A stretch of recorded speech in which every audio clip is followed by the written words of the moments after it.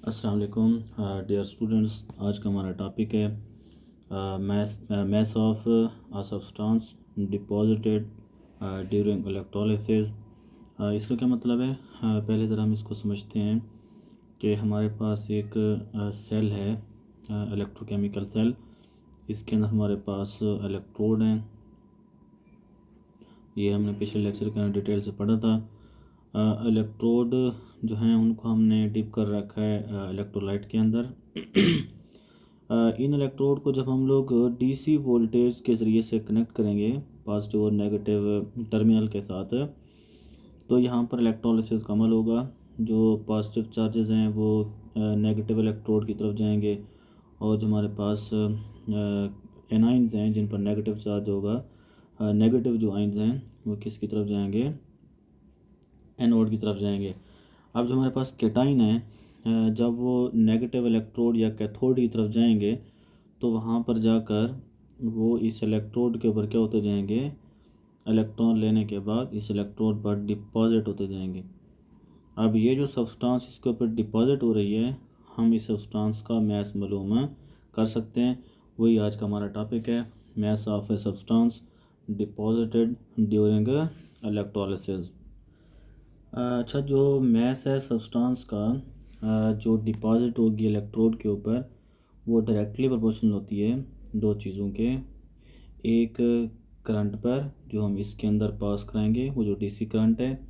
दूसरा टाइम पर, जितने टाइम के लिए हम वो करंट उसमें से पास कराएंगे। मैस ऑफ सब्सटेंस जो है जो डिपॉजिट होगी एट इलेक्ट्रोड, उसका जो मैस है वो डायरेक्टली प्रोपोर्शनल होगा किस चीज़ के? दो चीज़ों के। एक तो होगा टाइम, जिस टाइम में हम लोग इलेक्ट्रिक करंट उसमें से गुजारेंगे। जैसे यहाँ पर हम लोग ने इलेक्ट्रिक करंट गुजारा, इलेक्ट्रिक करंट गुजारने की वजह से इलेक्ट्रोलिसिस का अमल हुआ। उस इलेक्ट्रोलिसिस की वजह से जो सब्सटेंस है वो डिपॉजिट हुई इस इलेक्ट्रोड के ऊपर। अब जितना ज़्यादा करंट गुजारेंगे उतना ज़्यादा जो मैस है सब्सटेंस का वो ज़्यादा हो जाएगा। दूसरी चीज़ वो डिपेंड करती है किस चीज़ पर? स्ट्रेंथ ऑफ इलेक्ट्रिक करंट पर। अच्छा, एक बात ध्यान में रखनी है कि हमने जो करंट गुजारना है वो कांस्टेंट इलेक्ट्रिक करंट हो। मीन कि अगर आप लोग 2 एम्पियर देते हैं तो वो मुसलसल 2 एम्पियर ही रहे। अगर 3 देते हैं तो मुसलसल 3 रहे, कांस्टेंट रहे। 2 से 4 ना हो, 4 से फिर 0 ना हो, तो मीन के यूँ जो है ना रिज़ल्ट फिर अच्छा नहीं आएगा। तो अगर हम इसको समराइज़ करें एक फार्मूले के अंदर, तो हमारे पास जो Q है, Q का मतलब होता है चार्जेस, ये बराबर होते हैं I मल्टीप्लाई बाय T। अब यहाँ पर जो Q है उसको हम कहते हैं चार्ज। ये चार्ज किस में होता है? इसको हम लोग अक्सर औकात किस में लेते हैं? कॉलम में। कॉलम इसका यूनिट है। I जो है ये हमारे पास करंट है, और इसको हम लोग ज़्यादातर किस में लेते हैं? एम्पेयर में लेते हैं। और जो टाइम है उसको हम लोग T से ज़ाहिर करते हैं, और ये हमारे पास टाइम, इसको हम किस में लेंगे? सेकंड्स में लेंगे। तो इसका मतलब ये है कि वो सब्सटेंस जो इलेक्ट्रोड पर डिपॉजिट होगी, मीन के जो सब्सटेंस है जो डिपॉजिट होगी एट इलेक्ट्रोड, अच्छा, या फिर रिमूव होगी from the electrode, from the electrode. इससे क्या मुराद है? जो हमारे पास एनोड होता है, एनोड से सब्सटेंस रिमूव होती है। जैसे ये हमारा एनोड है, ये एनोड से सब्सटेंस रिमूव होगी, और कैथोड पर जो सब्सटेंस है वो क्या होती है? डिपॉजिट होती है।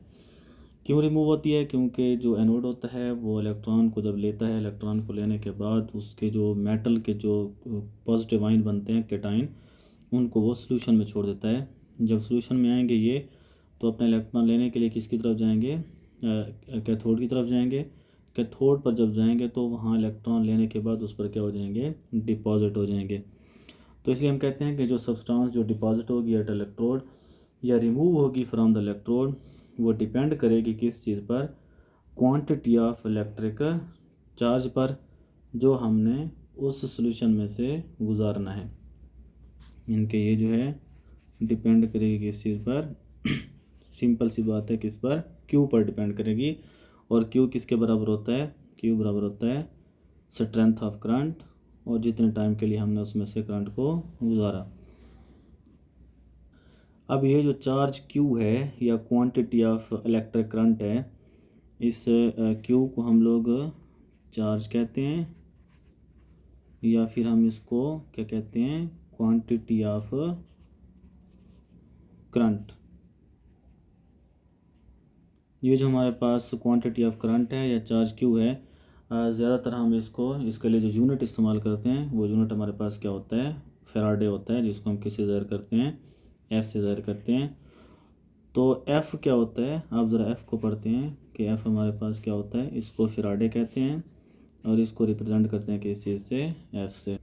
अब एफ़ क्या होता है, असल में एफ़ होता है ये क्वांटिटी है इलेक्ट्रिक चार्ज की, ये हमारे पास हैं चार्जेस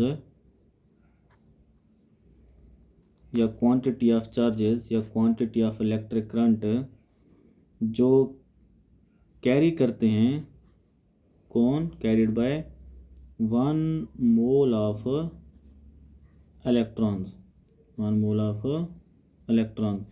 अगर हम 1 मोल ऑफ इलेक्ट्रॉन की बात नहीं करते तो फिर हम क्या बात करेंगे, 1 मोल ऑफ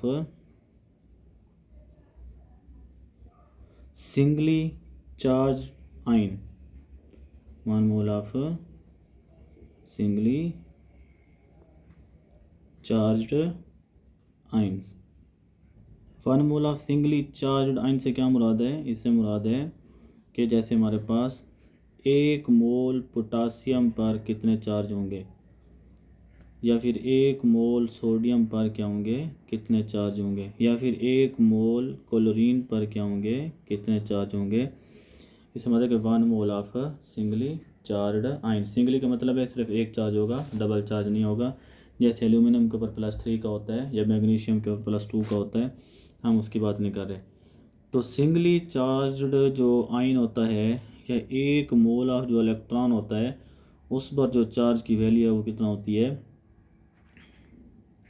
96,500 कोलम पर मोल। ठीक है, 1 मोल में 96,500 कोलम होते हैं, इसको हम कहते हैं 1 फैराडे। ये किसके बराबर होता है, 1 फैराडे के बराबर होता है। अब हम इसकी एग्जांपल्स लेते हैं। तो हमारे पास एग्जांपल नंबर 1 है, हमने एक सेल बनाया, इस सेल के अंदर हमारे पास 2 इलेक्ट्रोड्स हैं। ये हमारे पास एक इलेक्ट्रोड ये है और हमारे पास एक इलेक्ट्रोड ये है। इसको हमने डीसी करंट से जोड़ना है, ये हमारे पास डीसी करंट होगा। समझ लें कि ये हमारा जो है नेगेटिव इलेक्ट्रोड है और ये हमारा क्या है, पॉजिटिव इलेक्ट्रोड है। पॉजिटिव इलेक्ट्रोड का नाम क्या होता है, एनोड है, और ये नेगेटिव इलेक्ट्रोड का नाम क्या होता है, ये हमारा क्या है, कैथोड है। तो यहाँ हम लोग जो है सिल्वर नाइट्रेट का सॉल्यूशन छोड़ते हैं। ये हमारे पास सिल्वर नाइट्रेट का सॉल्यूशन है AgNO3। अब जब AgNO3 जो है अपने आयंस में कन्वर्ट होगा, जब इसका सॉल्यूशन बनाएंगे तो हमारे पास बनेगा नाइट्रेट आयन NO3 -1 और दूसरा बनेगा Ag+ मीन के सिल्वर आयन। जैसे ही हम लोग करंट गुजारेंगे इसमें से तो सिल्वर आयन जो हैं वो अपने इलेक्ट्रोड की तरफ मूव करेंगे। जैसे मतलब ये कैथोड की तरफ क्या करेंगे, मूव करेंगे। कैथोड की तरफ मूव करने के बाद ये कैथोड की सरफेस पर क्या होते जाएंगे, डिपॉजिट होते जाएंगे। अब होगा कैसे कि जो सिल्वर आयन है मीन के Ag+ ये कैथोड के पास जाएगा, इलेक्ट्रॉन लेगा और किस में कन्वर्ट हो जाएगा, सिल्वर आयन के अंदर। अगर हम यहाँ पे देखें 1 मोल सिल्वर आयन जो है वो जब 1 मोल सिल्वर मेटल में कन्वर्ट होंगे तो 1 मोल इलेक्ट्रॉन चाहिए होते हैं। कितने मोल, 1 मोल क्या चाहिए होते हैं, इलेक्ट्रॉन चाहिए होते हैं। तो मतलब ये है कि 1 मोल 1 मोल सिल्वर मेटल को डिपॉजिट करने के लिए 1 मोल सिल्वर मेटल किसके बराबर होती है, 107.9 ग्राम के बराबर होती है।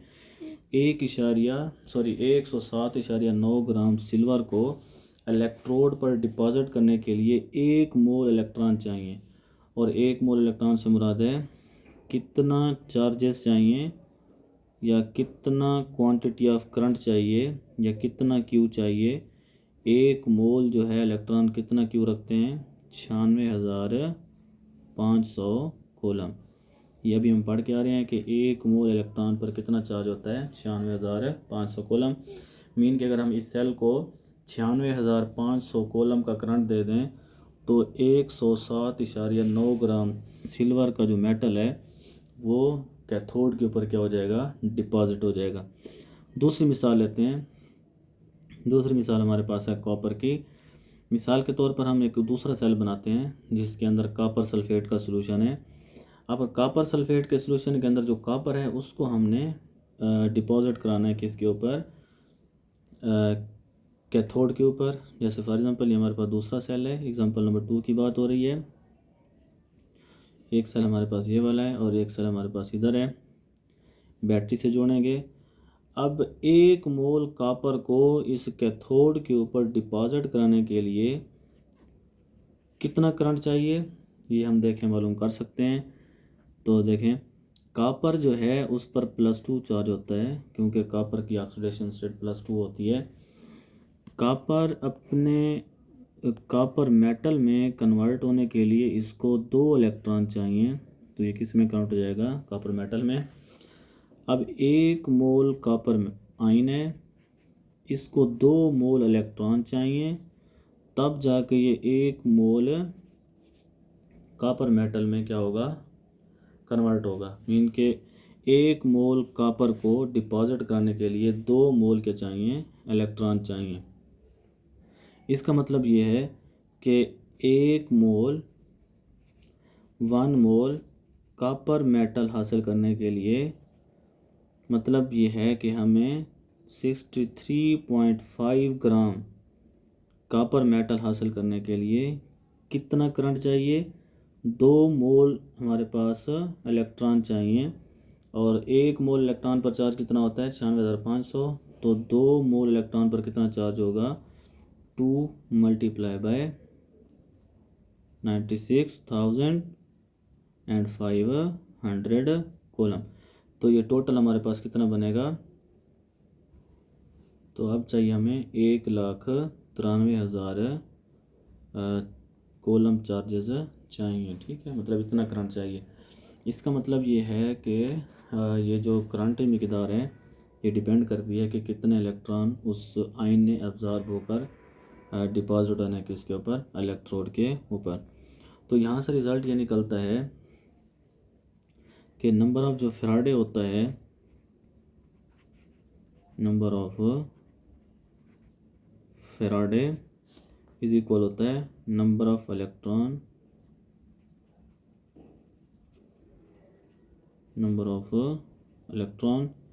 गेन और लॉस। अच्छा, इसका क्या मतलब है, देखें, अगर हमें 2 मोल इलेक्ट्रॉन चाहिए तो फिर फैराडे कितना होगा, 2F होगा। अगर 3 मोल इलेक्ट्रॉन चाहिए तो फैराडे कितना होगा, 3F होगा। और एक फैराडे कितने के बराबर होता है, 96,500। मिसाल के तौर पर एलुमिनियम को अगर डिपॉजिट करना है, एलुमिनियम को चाहिए 3 इलेक्ट्रॉन एलुमिनियम मेटल में कन्वर्ट होने के लिए, तो इसके लिए हमें कितना फैराडे करंट चाहिए होगा, 3 × 96,500 कूलम। अच्छा, इस इलेक्ट्रोलिटिक मेथड के ज़रिए से हम एवोगाड्रो कांस्टेंट को भी निकाल सकते हैं। एवोगाड्रो कांस्टेंट क्या होता है, जिसको हम लोग Na से ज़ाहिर करते हैं। इसकी वैल्यू होती है 6.02 ज़रूब 10 की पावर क्या होती है, 23 होती है। तो ये वैल्यू भी हम इलेक्ट्रोलिसिस के ज़रिए से फाइंड आउट कर सकते हैं। इसका फार्मूला क्या होता है, इसका फार्मूला होता है Na, ये बराबर होता है 4 जान 1 मोल ऑफ इलेक्ट्रॉन, वो हमने अभी निकाले थे 96,500, 4 जान 1 मोल ऑफ इलेक्ट्रॉन्स ओवर क्या आ जाएगा, 4 जान 1 इलेक्ट्रॉन। ठीक है जी। अगर हम एक इलेक्ट्रॉन पर चार्ज और charge on 1 mole of electron, 1 mole of electron से मुराद है कितने इलेक्ट्रॉन होंगे, 6.02 ज़रब 10⁻23। एक इलेक्ट्रॉन से मुराद क्या है, सिर्फ एक इलेक्ट्रॉन। अगर इनको डिवाइड कर दें तो हमारे पास क्या आ जाएगा, एवोगाड्रोस नंबर आ जाएगा।